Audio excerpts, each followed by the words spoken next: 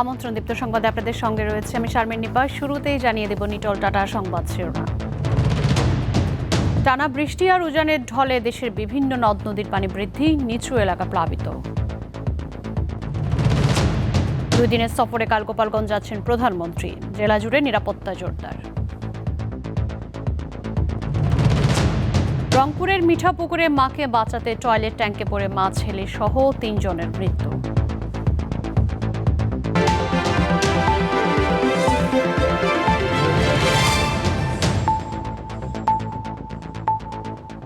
শিরোনাম শুনছিলেন, এবারে যাব বিস্তারিত খবরে। অতি ভারী বৃষ্টিপাতে দেশের উত্তর ও উত্তর পূর্বাঞ্চল এবং উত্তর পশ্চিমাঞ্চলের নিম্নাঞ্চল প্লাবিত হচ্ছে। এতে বন্যা পরিস্থিতির অবনতি হয়েছে। কুড়িগ্রামে পানিবন্দী হয়ে পড়েছে অন্তত 20,000 পরিবার। ব্রহ্মপুত্রের 3টি পয়েন্টে পানি বিপদসীমার উপর দিয়ে প্রবাহিত হচ্ছে। বন্যার পানি প্রবেশ করায় জেলার শতাধিক প্রাথমিক বিদ্যালয়ের পাঠদান বন্ধ ঘোষণা করা হয়েছে। বৃষ্টি ও উজানের ঢলে মৌলভীবাজারের 3টি নদীর পানি বিপদসীমার উপর দিয়ে প্রবাহিত হচ্ছে। এতে জেলার 5 উপজেলায় দ্বিতীয় দফায় বন্যা দেখা দিয়েছে। গত 24 ঘন্টায় যমুনা নদীর পানি সিরাজগঞ্জ হাট পয়েন্ট এলাকায় 51 সেন্টিমিটার বেড়ে বিপদসীমার 5 সেন্টিমিটার উপর দিয়ে প্রবাহিত হচ্ছে। টাঙ্গাইল জেলার উপর দিয়ে প্রবাহিত সবকটি নদীর পানি বৃদ্ধি অব্যাহত আছে। জামালপুরের দেওয়ানগঞ্জের ব্রহ্মপুত্র ও যমুনার পানি বৃদ্ধির পাশাপাশি নদী ভাঙন বেড়েছে। ভাদুরাবাদ ঘাট পয়েন্টে যমুনা বিপদসীমার 69 সেন্টিমিটার উপর দিয়ে প্রবাহিত হচ্ছে।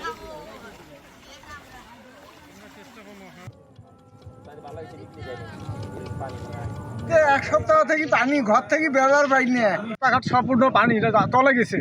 আর বাড়ির থেকে বেড়াবো তার কোনো আমার উপায় নাই, কারণ লোকে বানপানি তাও পানির মধ্যে। একদম 10 দিন পানি থাকলে মনে করেন চলাফেরার কত কষ্ট। অভাবী মানুষ নয় আমরা কি বড় লোক। দর্শক, কুড়িগ্রামের বন্যার খবর জানাতে যোগ দিচ্ছেন সহকর্মী ইউনুস আলী। ইউনুস, জেলায় নদ নদীর পানি বাড়ায় ভাঙন কি পরিমাণ বেড়েছে আর সার্বিক পরিস্থিতি কেমন দেখছেন আমাদের জানাবেন।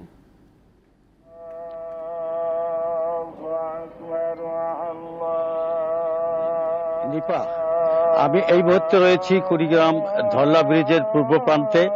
আপনি নিশ্চয়ই জানেন যে কুড়িগ্রামে এখন বন্যা কবলিত হয়েছে।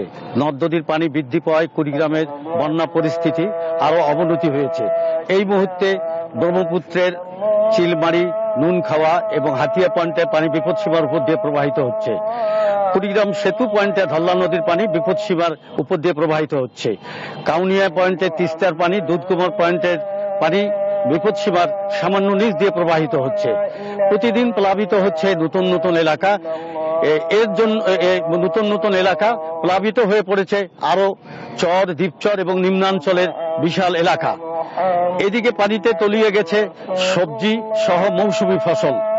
প্রায় 1 লক্ষাধিক মানুষ পানিবন্দী হয়ে পড়েছে। এসব মানুষদের দুর্ভোগের কোনো অন্ত নাই। অনেকে কলা গাছের ভাড়া এবং নৌকায় ভাসমান অবস্থায় তারা জীবনযাপন করছে। আমি কিছুক্ষণ আগেই কুড়িগ্রাম সদরের যাত্রাপুর বিভিন্ন চরাঞ্চল ঘুরে দেখেছি, সেখানকার হাজার হাজার মানুষ বন্যা কবলিত হয়ে তারা ঘরের মধ্যে মাছান বেঁধে এবং নৌকা এবং কলা গাছের ভেলায় তারা জীবনযাপন করছে। এদিকে বানভাসীদের জন্য জেলা প্রশাসন থেকে 10,35,000 টাকা, 174 মেট্রিক টন চাল এবং 3,000 শুকনো খাবার প্যাকেট প্রদান করা হয়েছে। এছাড়া বন্যা দুর্গতদের জন্য সংশ্লিষ্ট মন্ত্রণালয় থেকে 500 মেট্রিক টন চাল এবং 20 লক্ষ টাকার বরাদ্দ পাওয়া গেছে। তানিয়া। ইউনুস, আপনাকে অনেক ধন্যবাদ আমাদের সঙ্গে যুক্ত হবার জন্য। সরকারি চাকরিতে কোটা পদ্ধতি বাতিল ও মেধাভিত্তিক নিয়োগের পরিপত্র বহাল রাখার দাবিতে আজও আন্দোলন করছে শিক্ষার্থীরা। ঢাকা বিশ্ববিদ্যালয়ে আন্দোলনকারীরা শাহবাগের সড়ক অবরোধ করেছে। এতে ভোগান্তিতে পড়েছেন শাহবাগ কেন্দ্রিক বিভিন্ন রুটের যাত্রীরা। সকাল 10টার দিকে রাজশাহী বিশ্ববিদ্যালয়ের বিভিন্ন হলের শিক্ষার্থীরা বিশ্ববিদ্যালয়ের প্যারিস রোডের সামনে অবস্থান নেয়। শিক্ষার্থীরা বলেন, কোটা পদ্ধতি বাতিল না হওয়া পর্যন্ত আন্দোলন চলবে। এই সময় শিক্ষা ব্যবস্থা ও সরকারি চাকরির নানা অনিয়ম নিয়ে স্লোগান দেয় শিক্ষার্থীরা। 2018 সালে ঘোষিত সরকারি চাকরিতে কোটা পদ্ধতি বাতিল ও মেধাভিত্তিক নিয়োগের পরিপত্র বহাল রাখার দাবি জানিয়ে আসছে শিক্ষার্থীরা।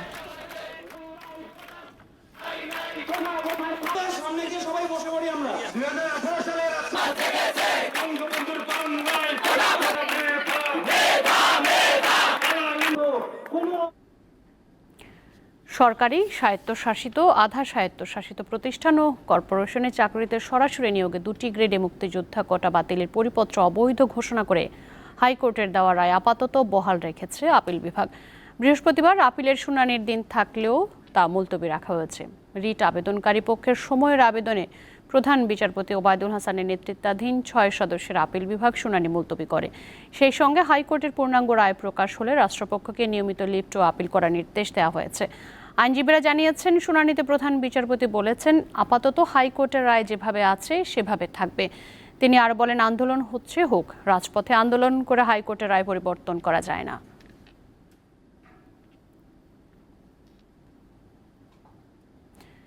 সর্বজনীন পেনশনের প্রত্যয় স্কিম বাতিলের দাবিতে আজ চতুর্থ দিনের মতো কর্মবিরতি পালন করেছেন ঢাকা সহ 35টি পাবলিক বিশ্ববিদ্যালয়ের শিক্ষকরা। সকালে জাহাঙ্গীরনগর বিশ্ববিদ্যালয়ের শিক্ষক ও কর্মচারীরা কেন্দ্রীয় কর্মসূচির অংশ হিসেবে ক্যাম্পাসে অবস্থান নেন।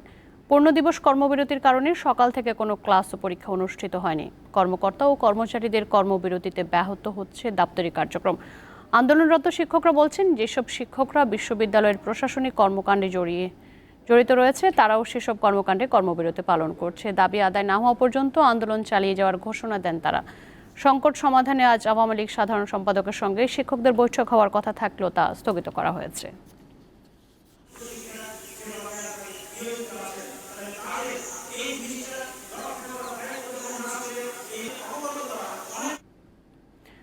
অভিন্ন চাকরিবিধি বাস্তবায়নের দাবিতে চতুর্থ দিনের মতো কর্মবিরতি পালন করছেন পল্লী বিদ্যুৎ সমিতির প্রায় 40,000 কর্মকর্তা ও কর্মচারী। বাংলাদেশ পল্লী বিদ্যুতায়ন বোর্ড ও পল্লী বিদ্যুৎ সমিতির মধ্যকার বৈষম্য দূরীকরণের দাবিও তাদের। দেশের 80টি পল্লী বিদ্যুৎ সমিতি একযোগে এই কর্মবিরতি পালন করছে।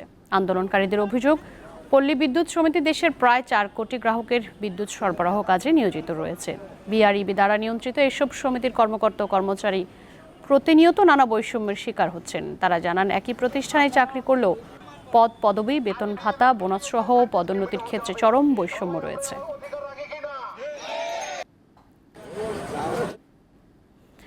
দুই দিনের সফরে কাল গোপালগঞ্জ যাচ্ছেন প্রধানমন্ত্রী শেখ হাসিনা। তার আগমনকে ঘিরে বঙ্গবন্ধুর সমাধিসৌধ কমপ্লেক্স পরিষ্কার পরিচ্ছন্ন সহ অন্যান্য কার্যক্রম প্রায় শেষ করেছে কর্তৃপক্ষ। জেলা জুড়ে নিরাপত্তা ব্যবস্থা জোরদার করা হয়েছে। 5 জুলাই শুক্রবার বিকেলে পদ্মা সেতু প্রকল্পের সমাপনী অনুষ্ঠানে যোগ দিতে শরীয়তপুরের জাজিরা পয়েন্টে যাবেন প্রধানমন্ত্রী শেখ হাসিনা। অনুষ্ঠান শেষে জাজিরা থেকে সড়ক পথে গোপালগঞ্জের টুঙ্গিপাড়ায় যাবেন প্রধানমন্ত্রী। গোপালগঞ্জে পৌঁছে প্রথমে তিনি জাতির পিতা বঙ্গবন্ধু শেখ মুজিবুর রহমানের সমাধিসৌধের বেদিতে পুষ্পমাল্য অর্পণ করে শ্রদ্ধা নিবেদন করবেন। এরপর 75-এর 15ই আগস্ট নিহত সকল শহীদদের স্মরণে বিশেষ দোয়া ও মোনাজাতে অংশ নেবেন প্রধানমন্ত্রী। 6 জুলাই শনিবার বঙ্গবন্ধুর স্মৃতি বিজড়িত স্কুল টুঙ্গিপাড়া জিটি সরকারি প্রাথমিক বিদ্যালয়ে বঙ্গবন্ধু কর্নার উদ্বোধন করবেন প্রধানমন্ত্রী। পরে শিক্ষার্থীদের মাঝে শিক্ষা উপকরণ বিতরণ এবং নবনির্মিত আধুনিক টুঙ্গিপাড়া পৌর সুপারমার্কেট ঘুরে দেখবেন। প্রধানমন্ত্রীর এই সফরকে ঘিরে সব প্রস্তুতি সম্পন্ন করেছে জেলা প্রশাসন। মাননীয় প্রধানমন্ত্রীর এই সফরকে উৎসবমুখর এবং নিরাপদ করার লক্ষ্যে আমরা প্রশাসন, আইন শৃঙ্খলা রক্ষাকারী বাহিনীর সাথে নিরাপত্তা সমন্বয় সভা করেছি। আমাদের সকল প্রস্তুতি সম্পন্ন করেছি। আওয়ামী লীগ সভাপতিকে বরণ করার প্রস্তুতি নিচ্ছেন স্থানীয় নেতাকর্মীরা।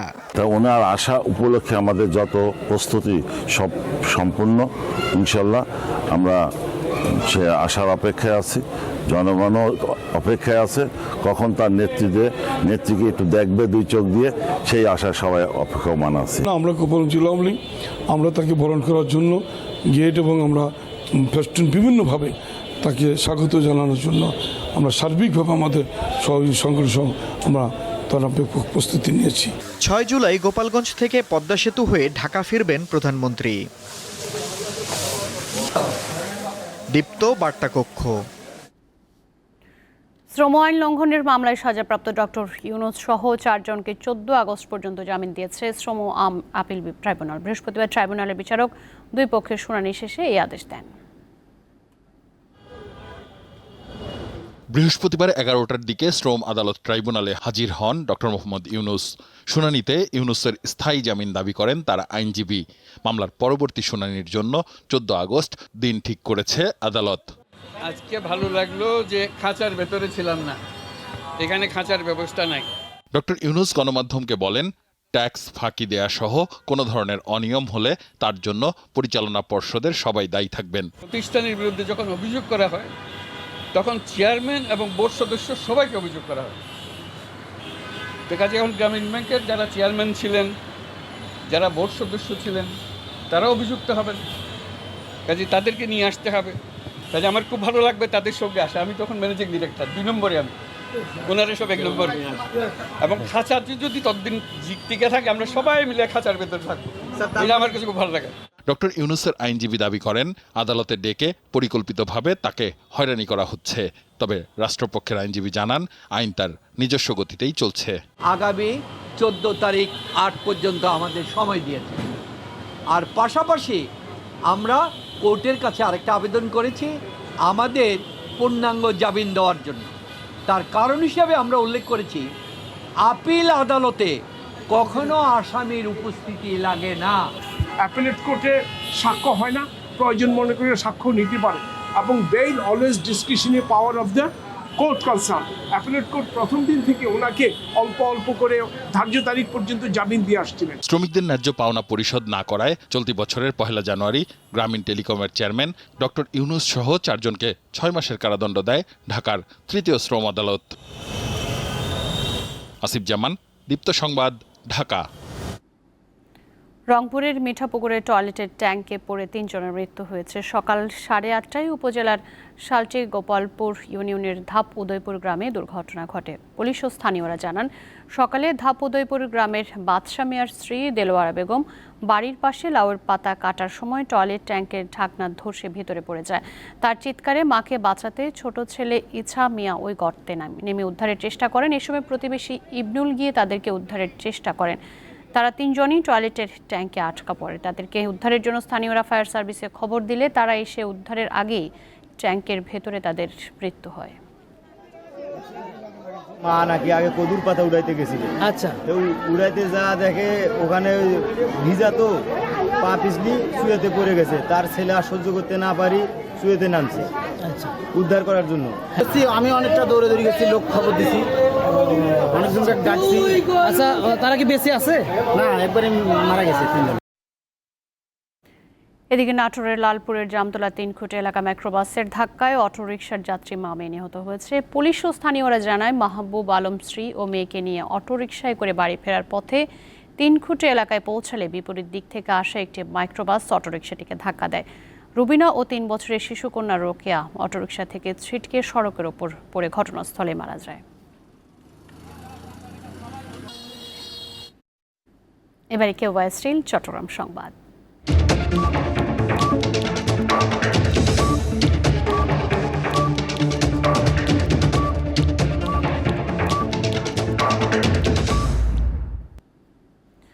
চট্টগ্রামে নির্মাণাধীন এলিভেটেড এক্সপ্রেসওয়ের কাজের মান ও ব্যয় বৃদ্ধি নিয়ে প্রশ্ন উঠায় নির্মাণ কাজের গুণগত মান যাচাইয়ে গঠিত কমিটির সদস্যরা এটি পরিদর্শন করেছেন।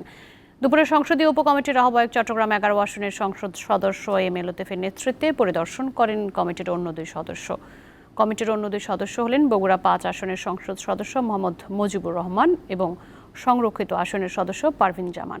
নির্মাণাধীন এলিভেটেড এক্সপ্রেসওয়ের মূল কাঠামোর কাজ শেষ হলেও এখনও র্যাম্পের কাজ চলছে। এরই মধ্যে নির্মাণ কাজের অনিয়ম দুর্নীতির বিষয়ে গৃহায়ন ও গণপূর্ত মন্ত্রণালয় সম্পর্কিত স্থায়ী কমিটির পক্ষ থেকে অভিযোগ করা হয়েছে।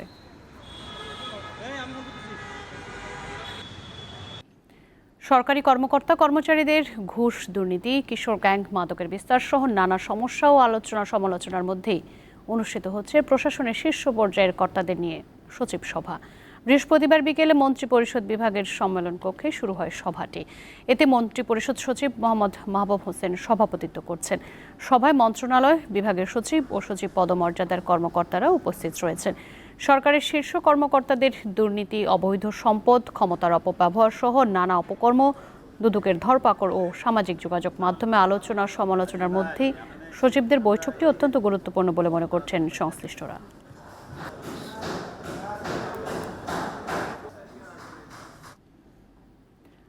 আগামী 3-4 দিনের মধ্যে বিদ্যুৎ এবং 15 দিনের মধ্যে গ্যাস পরিস্থিতি ভালো হবে দাবি করেছেন বিদ্যুৎ, জ্বালানি ও খনিজ সম্পদ প্রতিমন্ত্রী নসরুল হামিদ। বৃহস্পতিবার সচিবালয় ব্রিফিংয়ে তিনি একথা জানান। প্রতিমন্ত্রী বলেন, প্রিপেড মিটার নিয়ে অনেক গ্রাহক ভুক্তভোগী। এটা নজরে এসেছে, শিগগিরই পরিস্থিতি ভালো হওয়ার আশা করেন তিনি। বলেন, প্রতি বছর বিদ্যুতের দাম ৩-৪ বার সমন্বয় করা হবে। এক প্রশ্নের জবাবে নসরুল হামিদ জানান, প্রধানমন্ত্রী চীন সফরে মহেশখালীতে গ্যাসের পাইপলাইন ও 2টি FSRU এবং বিদ্যুতের 6টি প্রকল্পের সমঝোতার ব্যাপারে আলোচনা হতে পারে। এসব প্রকল্পগুলোর ব্যয় $1 বিলিয়ন বেশি।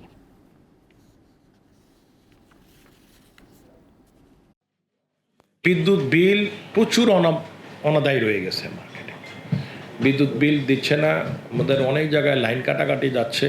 আমি আপনাদের মাধ্যমে গ্রাহকদের বলবো যে বিদ্যুতের বিলটা আপডেট রাখেন। আবার অনেকে আবার বিভ্রান্ত আছেন, বিশেষ করে প্রিপেড মিটার নিয়ে। এটা নিয়ে আমরা অনেকবার সোশ্যাল মিডিয়া দিয়েছি যে প্রিপেড মিটার কীভাবে বিলিং হয়।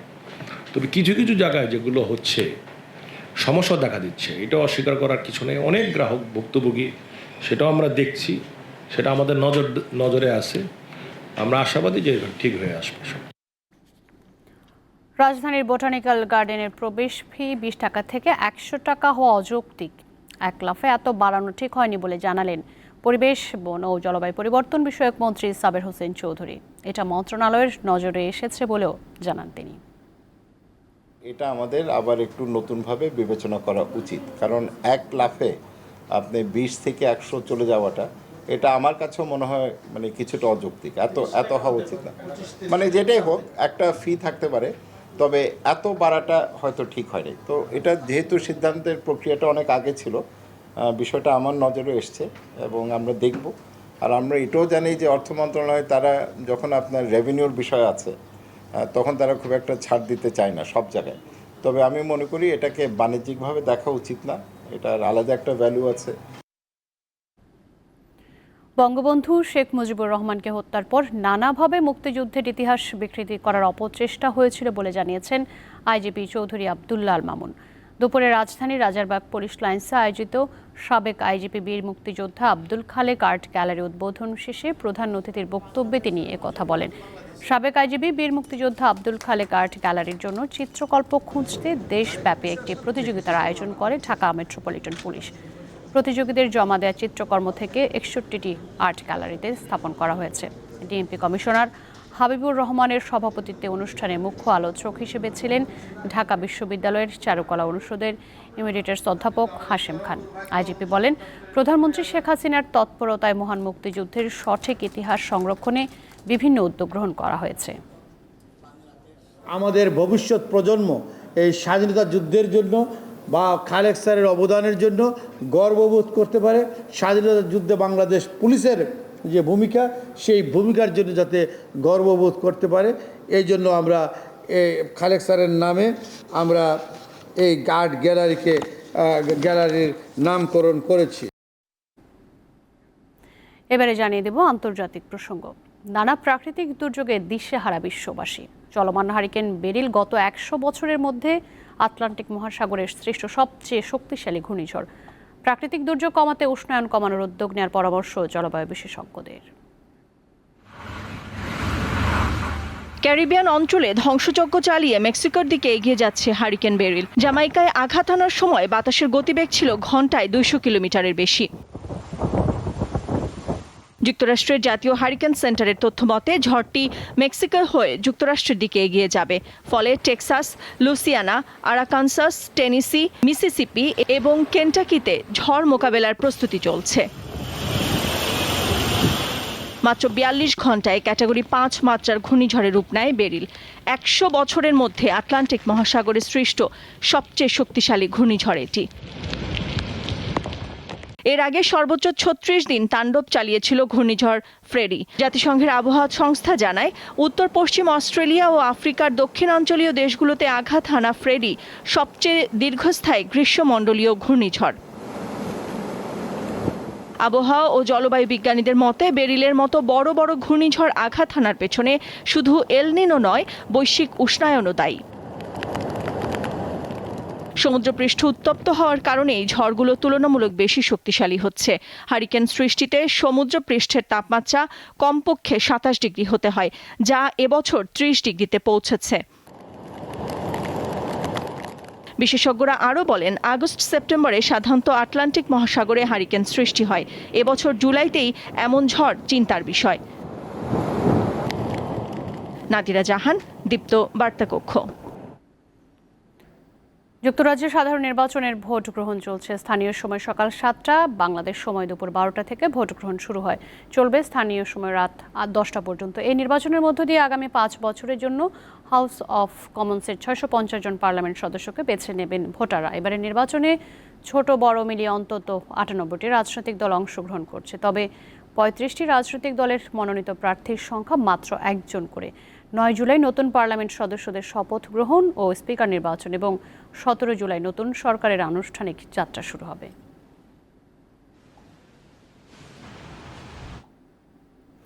পাকিস্তানের উত্তরাঞ্চলে বোমা হামলায় সাবেক এক সিনেটর সহ 5 জন নিহত হয়েছে। স্থানীয় সময় বুধবার আফগান সীমান্তবর্তী বাজুর জেলায় নির্বাচনী প্রচারণা চালাচ্ছিলেন সিনেটর হিদায়তুল্লাহ। এ সময় তার গাড়িটি একটি বোমার আঘাতে বিধ্বস্ত হয়। পুলিশের বরাতে দেশটির বার্তা সংস্থাগুলো জানায় বোমাটি রিমোট কন্ট্রোল দ্বারা বিস্ফোরিত হয়। অভিযোগ উঠলেও পাকিস্তানি তালেবান বা তেহরিকি তালেবান পাকিস্তান টিটিপি এ ঘটনার সঙ্গে জড়িত থাকার বিষয়টি অস্বীকার করেছে। পাকিস্তানে এই অঞ্চলটিকে আইনহীন এলাকা বলা হয়, কারণ দীর্ঘদিন ধরেই সীমান্তের দুই পাশে সক্রিয় জঙ্গিদের নিরাপদ আশ্রয়স্থল এই বাজুর জেলা। বিসিবির কোচ হিসেবে নিয়োগ পেলেন বাংলাদেশ দলের সাবেক 3 ক্রিকেটার। তারা হলেন রাজিন সালেহ, তুষার ইমরান ও তারেক আজিজ। রাজিন ও তুষার ব্যাটিং কোচ আর তারেক কাজ করবেন পেস বোলিং বিভাগ নিয়ে। সাবেক ক্রিকেটার রাজিনের সঙ্গে বিসিবির চুক্তি 3 মাসের। পারিশ্রমিক হিসেবে দিন প্রতি 7,500 টাকা পাবেন তিনি। আর তুষার ইমরান ও তারেক আজিজের সঙ্গে 3 বছরের চুক্তি করেছে বিসিবি। পারিশ্রমিক হিসেবে এই দুইজনই প্রতি মাসে 1,30,000 টাকা করে পাবেন। এছাড়া মাসে 60,000 টাকা বেতনের নাদিফ চৌধুরীকে বয়স ভিত্তিক ক্রিকেটের নির্বাচক হিসেবে নিয়োগ দেওয়া হয়েছে।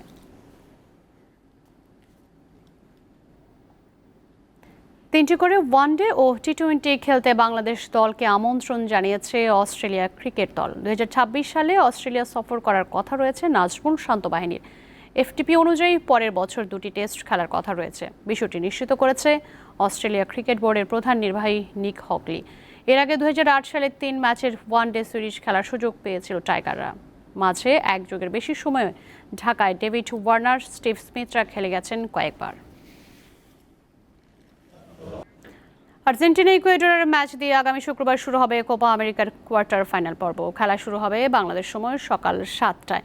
এই গ্রুপের অপরাজিত চ্যাম্পিয়ন হয়ে শেষ 8 নিশ্চিত করে আর্জেন্টিনা। প্রতিপক্ষ ইকুয়েডর, বি গ্রুপের রানার্স আপ। শনিবার এ গ্রুপের রানার্স আপ কানাডা খেলবে বি গ্রুপের চ্যাম্পিয়ন ভেনেজুয়েলার বিপক্ষে। ডি গ্রুপে আধিপত্য দেখানো কলম্বিয়া রবিবার ভোর 4টায় খেলবে সি গ্রুপের রানার্স আপ দল পানামার সঙ্গে। একই দিন সকাল 7টায় মুখোমুখি হবে ব্রাজিল ও উরুগুয়ে।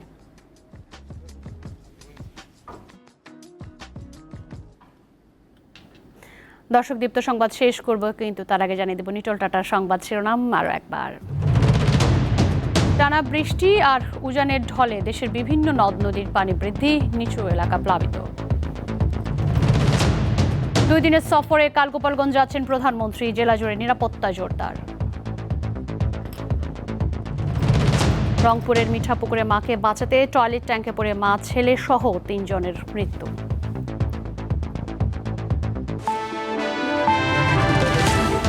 দর্শক, এই ছিল এখনকার মতো। আমাদের পরবর্তী সংবাদ সন্ধ্যা 6:50 দেখার আমন্ত্রণ রইল।